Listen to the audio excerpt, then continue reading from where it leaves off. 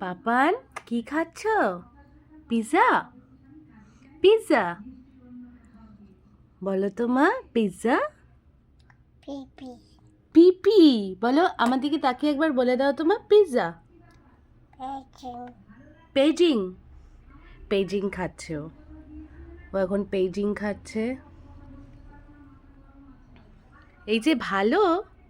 ভালো ভালো আচ্ছা বেশ, খাও। খেতে তো দেব না, খাওয়া তো যাবে না,